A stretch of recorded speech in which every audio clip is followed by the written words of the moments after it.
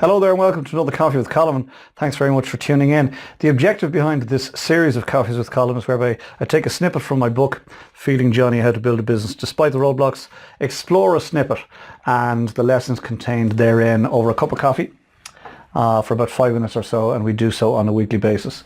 And the snippet that I want to talk about for this particular Coffee with Colm is a snippet entitled Burning the Boats. Okay, this week's Coffee with Colm centres around a snippet in the book called Burning the Boats. And at the start of the snippet I talk about a Cuban captain back in the 1500s. His name was Cortes, and he decided to sail to Mexico, and he decided he was going to capture the Yucatan people, right?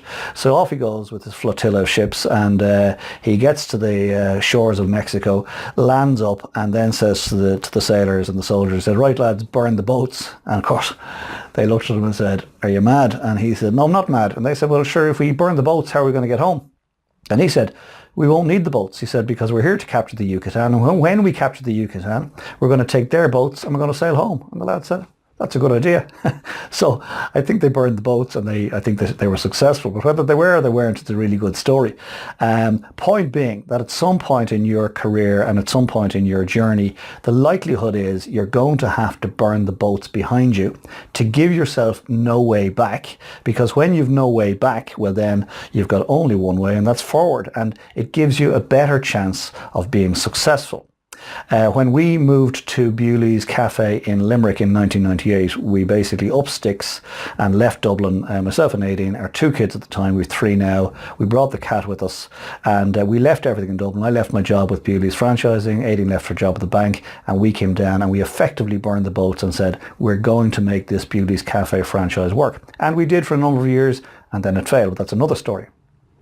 On the very first morning, however, that I was opening the doors of my new business, my new Bewley's Cafe, I was scared stiff. Couldn't believe it of myself, because I was absolutely scared stiff, even though for almost 20 years I'd been running cafes very well for many other people, for other employers. But all of a sudden I was on my own. This was my business, and it was a very scary proposition. I was delighted when I opened the door that first Monday morning, and my good friend John Barry, known affectionately as JB, he was standing outside the door, and I couldn't believe it. He had driven all the way down from Dublin to be there at 8 a.m. when I opened the door. He wanted to be our first customer. I was so delighted. I was delighted for several reasons. Number one, I got to have breakfast with my good friend JB, but on top of that I was also delighted because it gave me another hour to not have to start. I was sitting there, and after a period of time I began to have this gnawing sense of dread that I was going to have to kick my good buddy out, and I was going to have to get stuck in and get started, because I'd burned the boats and the only way forward was through and out the other side. So that's what we did. I asked JB, said, "JB, I love you, man. It's time for you to leave. I'm going to get stuck in." And we did. And it worked very well for us, and it has led us on this wonderful business journey. Lots of ups and downs in the meantime. Anyway, the point is that you and I at times are going to have to consider burning the boats if we're going to be truly focused on what it is we're doing. I'm not sure about the validity of keeping one foot in one camp, putting another foot in another camp, and expecting it to work out. I think there is merit in people taking a step towards a new direction or a new business or a new career, perhaps, by using some of their TV time to explore it, to make sure that they prove to themselves there's a market and there's an opportunity there. I'm not at all an advocate for ditching the day job that's paying the mortgage on a flight of fancy that your new great idea is going to start working for you in the first 6 months of trading. I'm very much a fan of you taking a calculated risk, which is keep the day job, let it pay the bills, let it pay the mortgage. Don't put unnecessary stress on yourself as you explore something new. Then go explore something new, as I say, using your downtime, using your TV time, using your weekend time.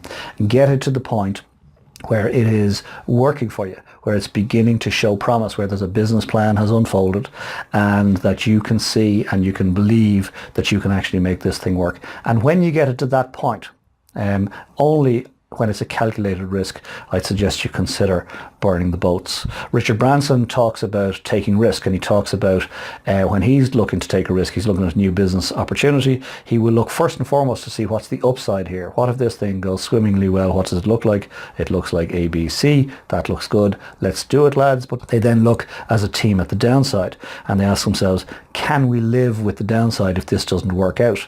In other words, can we still survive if this thing doesn't work? And Virgin Airways, Virgin Atlantic, was born in such a way.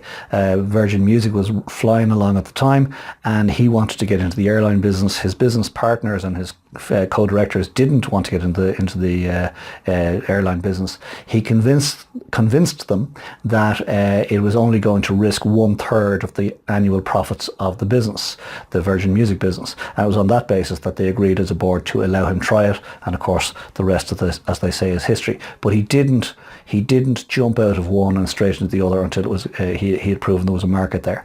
Then, of course, Richard Branson went and burned the boats and sold Virgin Music, and as I said earlier, the rest is history. So what I'd like you to consider for the next few days, next week, is consider what's going on in your life. Is there something going on in your life, a direction that you want to go, that you've been afraid to jump into, that you've been afraid to commit to? And if there is, only in a very calculated way, I recommend you consider asking yourself, or beginning to ask yourself, the questions around how and when and what does it look like if I were to burn the boats behind me? Because once the boats are burned, that's it, you're on your own. It's a good place to be, it's a scary place to be, it's an exciting place to be, but you just want to be sure. And if you're going to burn the boats, make sure that you know, that you believe you can make it out the far end. Keep the faith. And thank you very much for tuning in. I hope and trust that you got something from that particular snippet. If you enjoyed what you heard and you think somebody else might benefit, well then please feel free to pass the link on to somebody else. If it's your first time stumbling across a Coffee with Colm and you'd like some more of this type of stuff, pop to the homepage, colmobrienmotivation.com, put your details in there and we'll send you something like this on a weekly basis. In the meantime, consider what's been shared and apply it into your thinking for the next week. And then most importantly, please come back next week and let's share another coffee together. We'll take another snippet, a few more lessons, share them out there to see where they might lead. So have a great week meantime, and get some great coffee. Have a good one. Talk to you soon. Bye for now.